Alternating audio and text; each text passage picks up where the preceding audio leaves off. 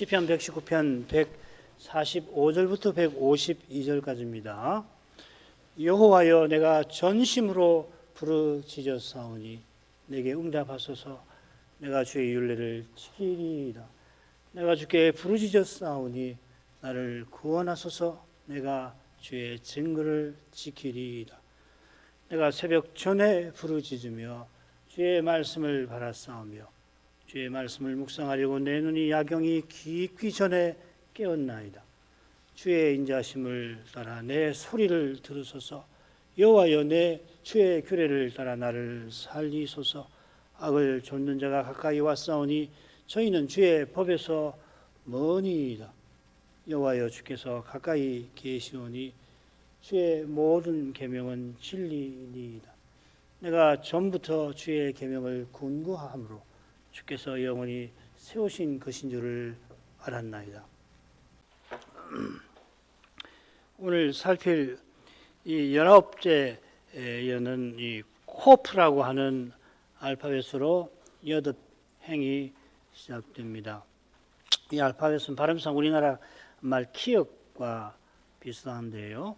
이 비슷한 발음을 가진 히브리어 알파벳이 사실 하나 더 있습니다. 그건 카프라고 그럽니다. 코프. 영어에 보면 이 카프는 영어의 K랑 비슷하고요. 그 다음에 오늘 살피는 코프는 Q랑 비슷합니다. 영어에 비슷한 발음, 키읔 발음 두 개가 있잖아요. 이게 이제 그 페니키아 문자 또 이 히브리어 문자하고 관계됩니다. 이 여덟 행의 그 첫 번째 낱말은 6입니다. 무슨 말이냐면 145, 146, 147, 148 그러니까 첫 번째 낱말이 같다는 말입니다. 처음 둘은 가라라는 말이고 그 다음 둘은 카담입니다. 150절, 151절도 동사와 형용사가 동계어입니다. 가라브, 가까이 왔다. 카로브, 가까이 계신다.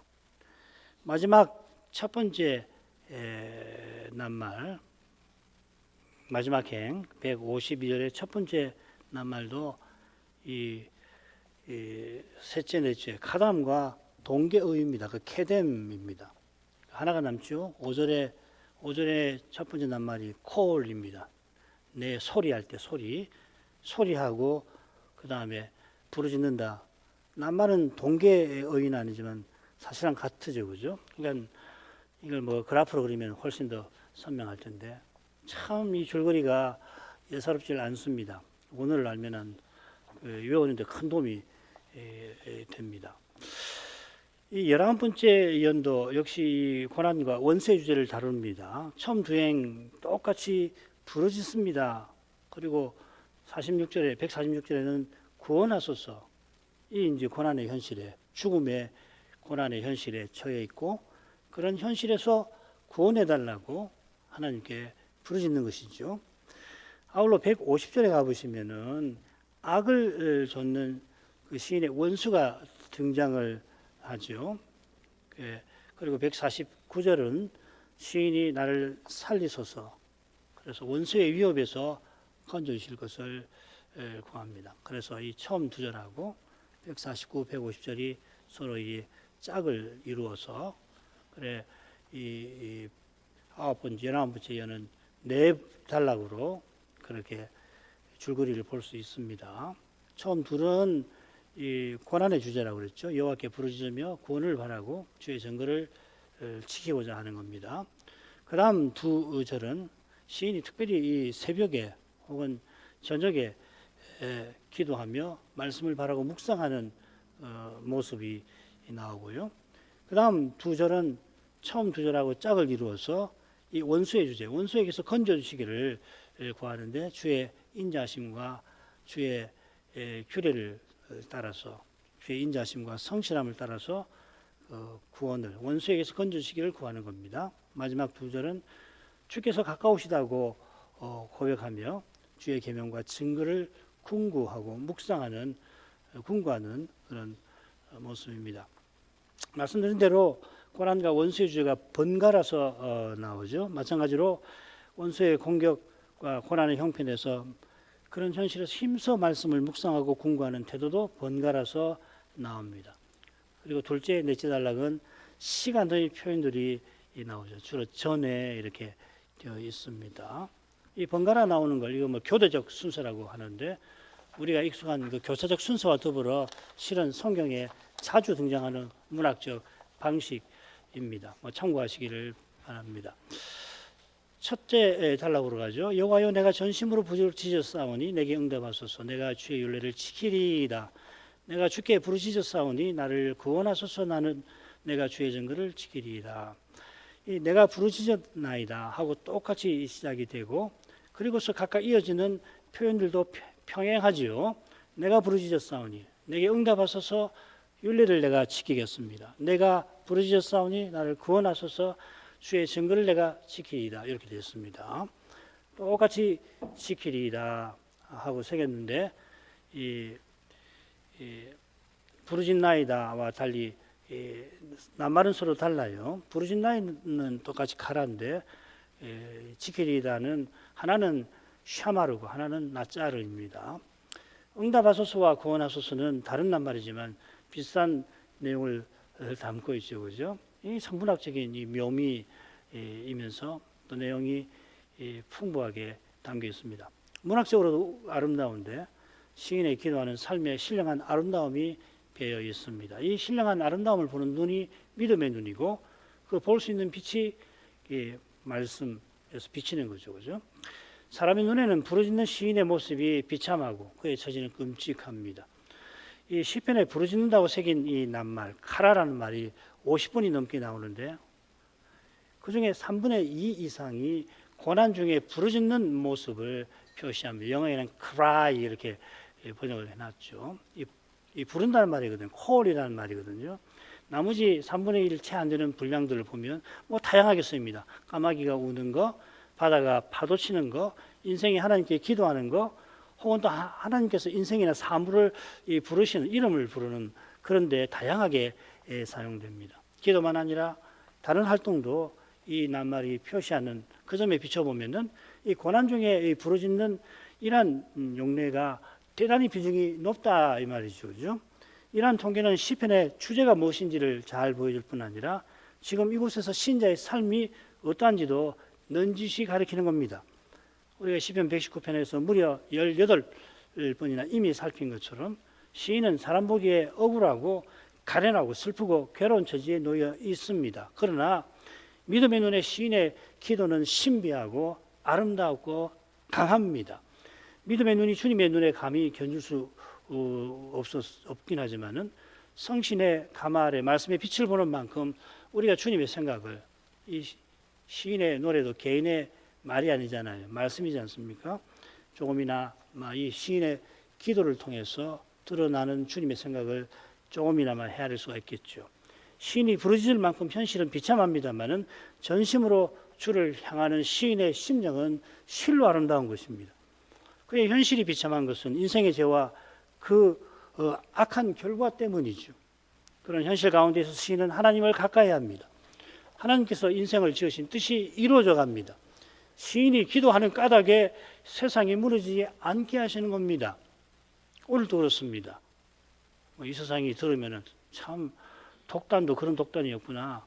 아니 너희들 때문에 세상이 무너지지 않는다고? 대한민국이 무너지지 않는다고? 그럴지 모르지만은 그렇습니다. 하나님을 참으로 예배하는 교회가 있어서 이 세상이 유지가 되는 거예요. 죄로 멸망할 세상에 메시아를 보내시는 그 일이 이런 시인의 기도를 통해서 이루어지게 하시는 것입니다. 기도하는 시인은 아무도 이기지 못하는 죄와 죽음의 현실을 지금 견뎌내고 있습니다. 얼마나 강합니까? 기도하는 시인은 지금 간구하시는 그리스도를 가리키고 있습니다. 오실 메시아께서 시인들로 기도할 수 있게 하신 것입니다. 여기에 시인의 기도의 신비가 드러납니다. 오시지 않은 메시아가 이미 오시기 아주 전에 있는 시인들을 기도하게 하셨다는 겁니다. 이 신비 아니에요? 우리의 기도 없이도 하나님이 얼마든지 원하시는 대로 행하실 수 있습니다만은 그런데 우리의 기도를 듣고 그리고 그 기도를 듣고서 주의 뜻을 행하시는 이 방법을 원하십니다. 우리가 자녀이니까요. 우리를 자녀로 삼아주셨으니까. 전심으로 부르짖던 시인이 여호와의 응답을 간구합니다. 145절 처음에 여호와여가 나오지만 실은 이 응답을 간구하는 이 대목에서 여호와여 이렇게 간절히 부르고 있습니다. 전심으로 부르짖는 사실을 아뢰고, 부르짖은 사실이죠. 아뢰고 내가 전심으로 부르짖사오니 주여 응답하소서. 물론 응답을 구하면서도 당연히 전심으로 부르짖었겠지요. 요컨대 전심으로 부르짖지만 여호와께서 들으실 줄도 믿지만 시인은 여전히 죽음의 현실에 처해 있는 것입니다. 146절에서는 나를 구원하소서 하고 구합니다. 구원이 절절한 처지에 내몰려 있습니다. 이 시의 마지막 176절에 보면은 시인은 자기가 길 잃은 양처럼 유리하고 있다고 호소를 하고 있습니다. 그처럼 그는 이사야 선자처럼 비참한 죽음을 맞이했을지도 모릅니다. 이사야가 어떻게 죽었는지 들으셨죠? 사람이 볼 때는 평생 가장 오랫동안 선지자 사역을 하고서 가장 끔찍한 최후를 맞이하지 않았습니까? 그랬을는지 모르죠. 그러나 그의 간구는 헛되지 않습니다. 지금 내 눈앞에서 이루어지지 않았다고 헛된 거 아니에요. 내 눈앞에서 당장에 내 원하는 대로 이루어지지 않았다고 해서 내 간구가 헛된 것이 아니라고요. 하나님은 원하시는 때, 기뻐하시는 때, 동시에 가장 적절한 그때에 원하시는 대로 응답하시는 겁니다. 그가 바라던 메시아가 이미 세상에 오셨습니다. 그의 간구는 이미 응답받았습니다. 메시아가 다시 오실 때 그의 간구는 완전히 응답받을 것입니다. 우리의 기도도 그러합니다. 그와 아울러 내가 주의 율례를 지키리이다 시인이 소원하는데 이 소원 자체가 기도 들으신 증거 아니고 무엇입니까? 주의 율례가 가리키는 하나님 나라와 하나님 나라와 메시아를 시인이 바라며 붙들고자 합니다. 이런 시인과 그의 믿음을 통해서 여호와는 메시아 보내시는 일을 그때 이루고 계셨습니다. 이는 우리가 고난받는 일을 통하여 장차 올 영광이 이루어지게 하시는 것과 매우 흡사합니다. 시련 없이 영원히 살기를 바라는 이는 지금 여기서 시련을 겪어야 합니다. 지금 여기서 그리스도와 함께 하는 이가 장차 영원히 그분과 함께 합니다. 내가 주의 율례를 지키리라 하는 것은 그리스도를 바라며 사는 것이겠습니다. 주의 증거를 지키리라 결국 같으죠. 증거는 언약으로서의 말씀이니까요. 147, 148 내가 새벽전에 부르짖으며 주의 말씀을 바랐사오며 주의 말씀을 묵상하려고 내 눈이 야경이 깊기 전에 깨었나이다. 이 단락은 앞선 단락처럼 두 행이 똑같은 단어로 시작합니다. 147절도 부르짖으며 했지만 앞선 두 행에서 사용된 낱말과 다른 낱말입니다. 조금 후에 설명하죠. 지금 이 두 행 처음에 나오는 이 단어 카담인데 시편에 12번 나옵니다. 많이는 이르다, 도달하다, 영접하다 이렇게 새겨져 있고요. 아울러서 앞지르다, 그 다음에 선수를 친다는 뜻이 있습니다. 지금 그런 뜻이 여기 있습니다. 그래서 뭐뭐 전에 깨었다 혹은 뭐뭐 전에라고 이렇게 짧게 번역을 했죠. 많은 영역본은 147절도 148절과 비슷하게 새벽 전에 일찍 일어났다, rise early 이렇게 번역을 해놨을 겁니다. 사실은 이 굉장히 번역하기 어려운 단어입니다. 뭐 예상하다, anticipate라는 말, forestall, 뭐 하여튼 그런 선수친다, 앞지른다, 뭐 이런 뜻이 있습니다. 이 단락에서 시간의 표현은 시인이 어떤 심정으로 기도하며 말씀을 바라고 묵상하는지를 보여주는 겁니다. 뭐 시간 표시를 했을 때 그 시간이 중요한 게 아니고 뭘 중요하지 않다는 건 아닌데 그 시간 표현을 통해서 시인이 어떤 심정으로 하나님 말씀을 궁구하고 묵상하는가 그걸 보이려고 하는 것 같습니다. 시인은 새벽전과 야경이 깊기 전을 언급합니다. 번역대로 하면 둘 다 동트기 전이겠지요. 그런데 이 147절에 그 새벽 전할 때 이 새벽이라고 새긴 낱말이 실은 황혼이라고 새기는 경우가 더 많습니다. 황혼이라면은 저녁 번제 드리는 때와 관련이 되겠고, 그렇다면 야경이 깊기 전은 아침 번제 드릴 때와 관련이 되겠죠. 저는 이것이 좋아 보입니다. 시인이 성전을 향하는 성전에 임재하시는 하나님을 바라는 간절한 심정을 표시하는 겁니다. 메시아를 바라보는 믿음과 붙어 있는 거죠. 시인이 저녁 번제 드리는 때가 다가오자 아마도 자기도 모르게 부르짖었습니다. 항상, 그러니까 이거는 이 구약 백성과 관계될 거예요. 구약 백성의 삶은 이 아침 번제하고 저녁 번제가 이 하루에 그 중요한 기준점이 되는 거잖아요.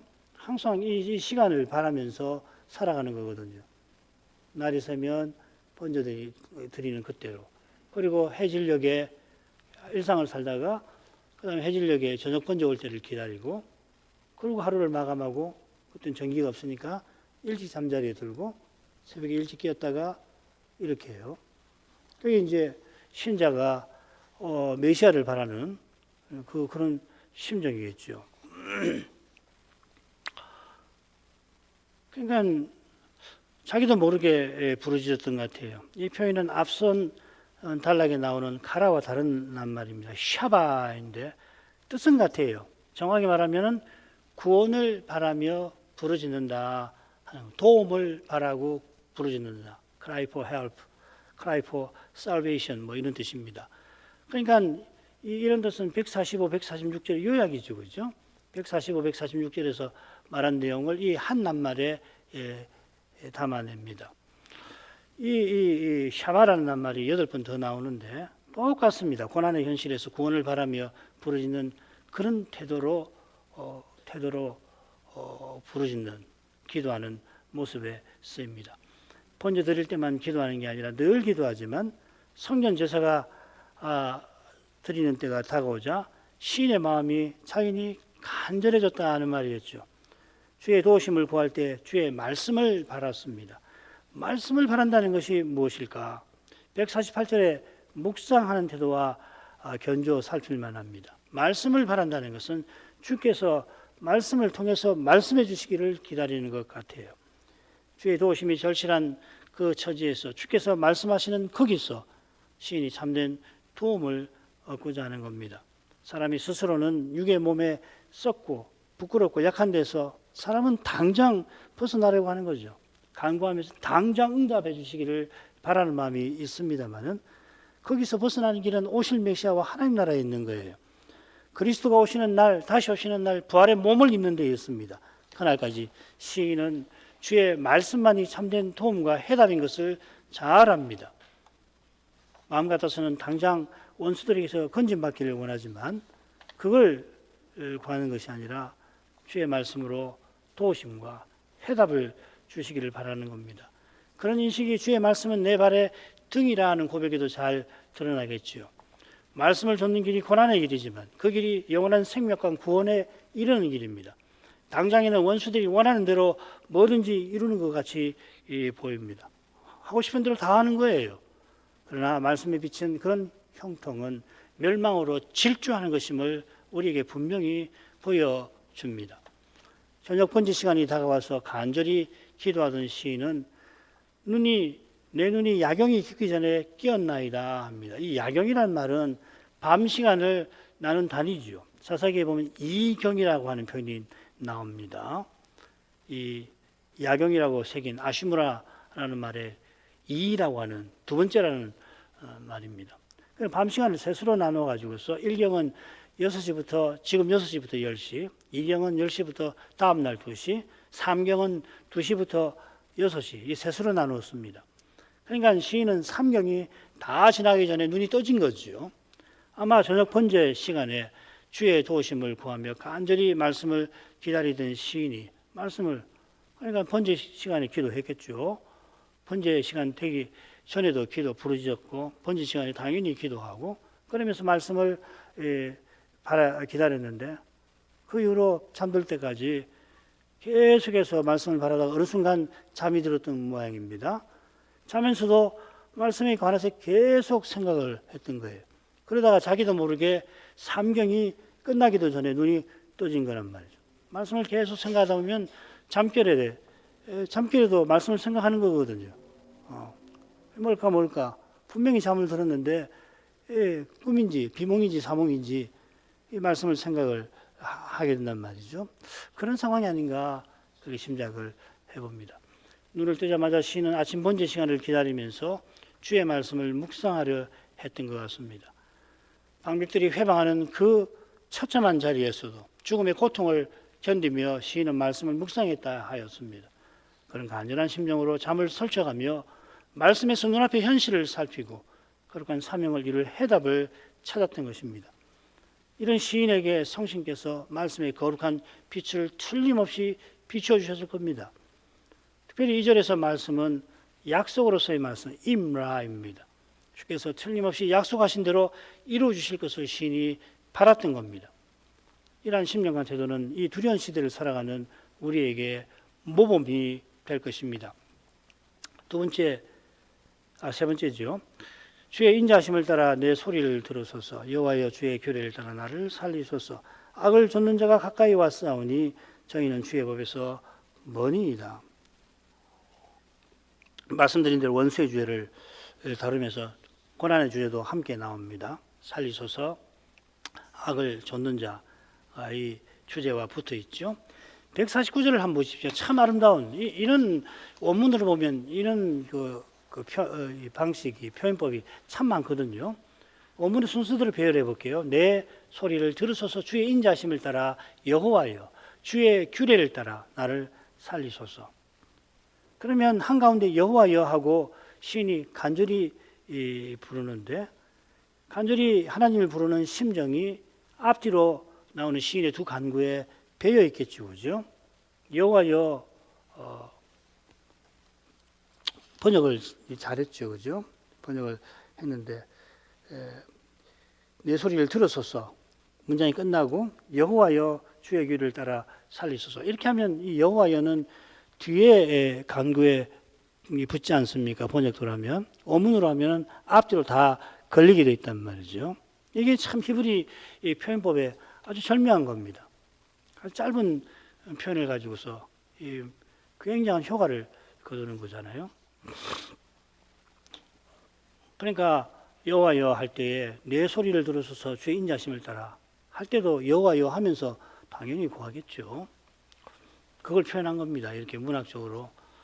이 행은 세 부분으로 되어 있는데 여호와여가 짝을 이루는 첫째 단락에서도 여호와여 하고 시인이 불렀죠. 그죠? 145절에 맨 처음 나오죠.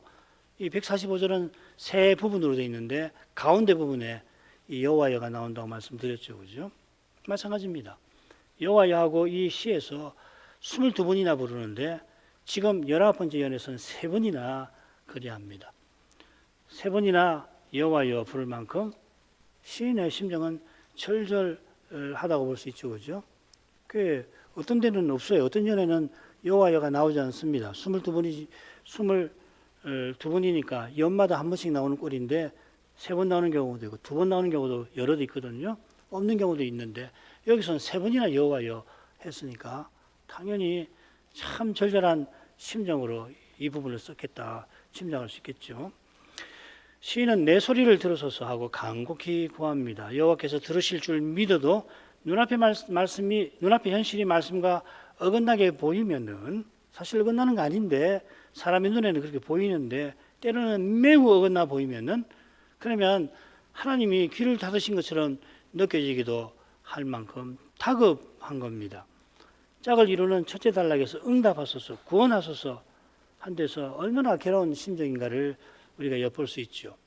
응답하소서 하고 구할 때보다 내 소리를 들으소서 하는 심정이 더 힘겹지 않습니까? 응답하소서 하라는 말은 이미 들으신 것을 전제하는 표현이잖아요. 지금은 내 소리를 들으소서 하니까 더 심정이 힘겨운 상태겠습니다. 그런 심정으로 시인은 주의 인자심을 붙들고 있습니다. 내가 전심으로 부르짖었사오니 응답하소서 할 때에도 자기가 전심으로 기도한 사실을 들어서 하나님 그러니 내 요구 들어주십시오. 그렇게 하는 게 아니듯이 하나님이 자기 소리를 들어주시는 근거가 하나님의 인자심에 있음을 잊지 아니하는 겁니다. 여기에 참된 기도가 나오는 겁니다. 내가 얼마나 죄인인지 얼마나 가난한지 그래 오직 하나님의 인자심과 성실하심을 붙들 때에 참된 기도가 이루어지는 것입니다. 바리새인의 기도는 참된 기도가 아닙니다. 참된 기도도 아닙니다, 사실은. 그는 기도를 이용해서 자기를 향하고 자기와 더불어 말하며 자기를 자랑합니다. 하나님은 덜덜이로 세워놓고서 말이죠. 세리는 자기가 하나님을 감히 가까이 하지 못하는 죄인임을 깨닫지만 하나님이 그를 가까이 해주시니까 드릴 말씀이 있고 결국 아뢰지 않습니까? 지금 시인도 그러한 겁니다. 자기가 선지자고 말씀 전하는 일을 들어서 하나님께 뭘 요구하지 않습니다. 말씀에서 주의 영광을 뱀들 때마다 이런 요구하는 태도, 자기가 무슨 자격이 있어서 하나님께 뭘 요구하는 그런 태도 취할 수 없죠. 오직 은혜를 아뢰고 구하는 것입니다. 그처럼 시인이 주의 규례를 따라 살려주실 것을 구하는 심정도 다르지 않아요. 이 주의 규례 뮤시파트인데 주께서 통치하실 때 세우신 이 율법의 규정들을 규례라고 합니다. 사실 여기서는 규례가 좋을지 많은 영역분야에 나오는 것처럼 판단 혹은 공의, 통치가 나을지 영어 번역본 보면 이 네 단어가 나와요. 확정하기는 간단치 않지만은 인자심을 따라와 짝을 이루고 있으니까 공의를 따라가 저는 좋을 것 같습니다. 공의를 따라는 결국은 진실하심을 따라입니다. 진실하심을 따른다는 말은 하나님이 친히 언약을 이루어 주시는 것을 가리키는 거 아니에요. 그의 주의 규례를 따라 나를 살리소서.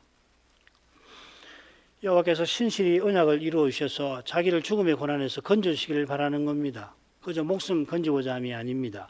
그가 평생 생명을 쏟아서 바라던 언약의 약속을 이루어 주시되 거기 자기를 써주시기를 바라는 겁니다. 혹 원수의 손에 죽을지라도 그렇게 해주시기를 바라는 겁니다. 내게 사는 것이 그리스도니 죽는 것도 유익함이니라 같은 말이죠. 시인은 자기의 원수를 악을 저눈이라 부르면서 그들이 가까이 왔다고 아뢰입니다. 여기 악이라는 말, 이 찐마라는 말 참 드문 말인데 악한 꾀를 가리킬 것 같아요. 여기서는. 그런데 흥미로운 점 뭐냐면 이 용어를 어디 쓰냐면 가정한 죄, 특별히 레위기 성결법전에 가정한 죄, 하나님의 진노를 피할 수 없는 죄의 이 용어가 사용이 여러 번 됩니다. 그처럼 이스라엘 나라가 망하게 하는 우상 숭배에도 몇 번 사용됩니다. 그러니까 이 악을 좇는 자, 악한 꾀를 추구하는 자들인데, 꾀하는 자들인데, 그야말로 배도해서 나라 망하게 하는 언약의 나라를 무너뜨리는 자라고 하는 것을 이런 용례에서 짐작할 수가 있고 그들의 정체도 짐작할 수 있습니다. 그들의 활동은 주의 법에서 멀다는 표현에서 짐작됩니다. 주의 법에서 떠난 자들이란 말입니다. 그래서 주의 법을 피한다든지 주의 말씀을 잊은 사람들이라고도 표현했지요.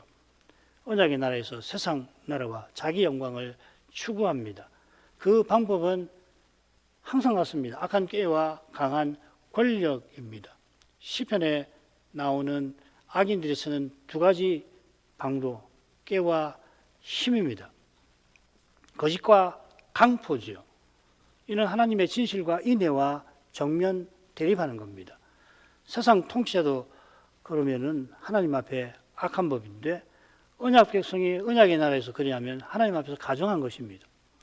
주의 법에서 먼 그들이 가까이 왔다고 호소합니다.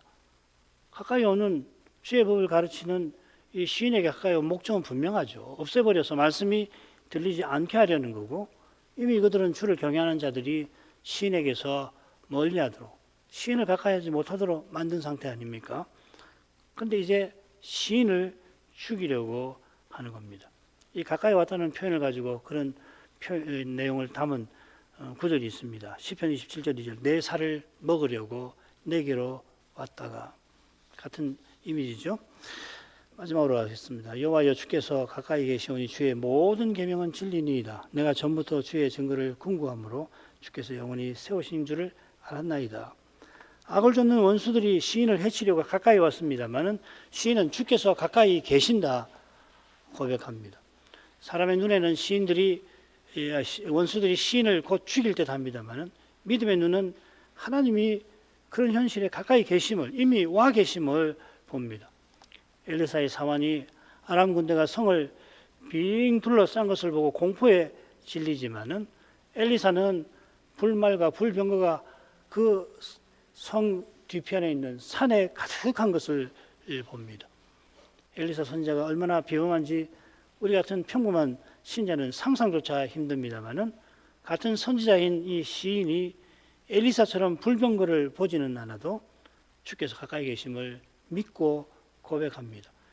이런 고백은 엘리사처럼 이상을 보아야 꼭 나오는 것이 아니고 말씀에서 거룩한 영광을 뱀돼서 나오는 것입니다. 엘리사가 유독 표적을 많이 행한 것은 모세처럼 비상하고 특수한 그 구속 역사 시기를 살아갔던 것과 관계됩니다. 바울 사도가 주님처럼 심지어 죽은 자도 살리는 표적을 행했지만 그런 표적으로서 자기 병을 고치지 아니한 것처럼 표적은 특별한 시기에 하나님 나라를 드러내는 거기에 목적이 있는 이적인 것입니다. 표적을 눈으로 보고도 주님을 믿지 못하고 회개치 아니하는 갈릴리 고을들이 화를 당하는 것처럼 예수를 보지 않고도 믿는 이는 장차 부활하신 그리스도를 뵙고 주와 같아질 것입니다. 그처럼 주를 믿는 이는 말씀에서 주의 영광을 봅니다. 오늘 오전에 살핀 것처럼 그 영광을 보는 이는 시인처럼 주께서 가까이 계심을 믿습니다. 아니 주께서 가까이 계심을 믿을 수 있게 하십니다. 중요한 것은 성신을 의지하여 말씀을 전하고 받는 그것입니다. 이것 없이는 이런 이야기는 전부 종교적 표현에 그치고 말 것입니다. 그리고 시는 그리고 주의 모든 계명은 진리입니다 합니다. 주께서 가까이 계셔 주시는 그 자체가 주의 계명이 진리임을 증명합니다. 주의 계명이 진리라고 하는 것은 주의 언약은 틀림없이 이루어진다는 뜻입니다. 이런데 이 구약에서 말하는 진리, 신약에 특별히 요한복음이 나오는 그 진리, 참의 의미가 있는 겁니다. 1-1이 1-1은 이라고 하는 것이 참되다고 해서 목숨을 거는 사람 보았습니까? 갈릴레오도 태양이 아니라 지구가 시동설이 참되다고 확신하지만 목숨을 위하여 그 확신을 버리지 않았습니까? 그러나 주의 언약이 과연 참된지는 당장 다 확인하기 힘들고 장차나 확인이 가능한데도 부활하신 그리스도를 위하여 기꺼이 순교한 이는 역사에서 끊이지 않습니다. 순교하지 않더라도 그리스도의 부활의 권능을 맛보고자 죽음 같은 고난을 기꺼이 맞고 견디는 이는 이 순간에도 허다합니다. 여기 그리스도께서 함께 하시는 신비가 있습니다. 이 신비가 바로 계명이 진리이다 하는 표현이 가리키는 실질인 것입니다. 참거짓 그런 정도가 아니죠, 그렇죠? 말씀이 계명이 진리라고 하는 그 실질이 뭐냐면 그리스도가 우리와 함께 하신다는 것입니다. 무슨 수로 그리스도께서 나와 우리와 함께 하시는 것을 우리는 증명합니까? 주일 예배에서 그리스도가 자기 아버지를 형제들에게 선포하신다고 말하면 현대인은 뭐라고 하겠습니까? 뭐라고 말하든지 개의치 않고 그리스도를 듣고서 그리스도를 드러내며 살아갈 때에 주의 계명이 모든 계명이 진리인 사실을 하나님이 입증하시는 겁니다. 그래서 이 순간에도 주의 오시는 날은 이 순간에도 단축되어 가는 겁니다. 마지막 행은 짝을 이루는 둘째 단락 처음 두 단어와 동계어휘 케뎀입니다.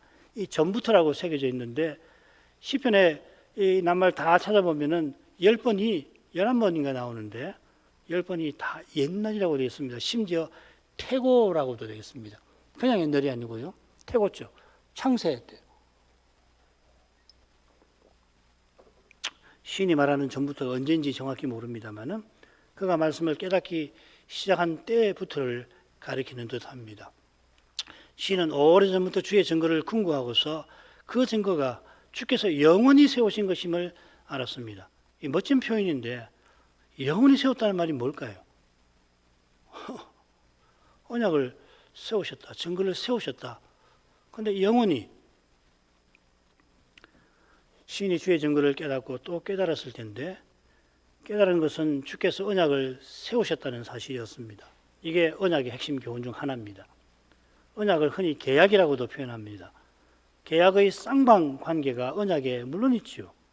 하나님이 우리를 대하시는 거, 우리가 하나님을 대하는, 하나님 우리에게 말씀하시고 들은 말씀 우리가 하나님께 아뢰는 쌍방 관계 아닙니까? 물론 있습니다만은 그러나 언약은 하나님이 주도하여 세우십니다. 죄가 없는 때에도 인생은 하나님과 언약 맺으십시다. 우리 함께 모여서 언약을 한번 세워볼까요? 못합니다. 하나님께서 아담과 언약 맺으신 것은 인생이 하나님을 가까이 하게 하신 것입니다. 약속이죠.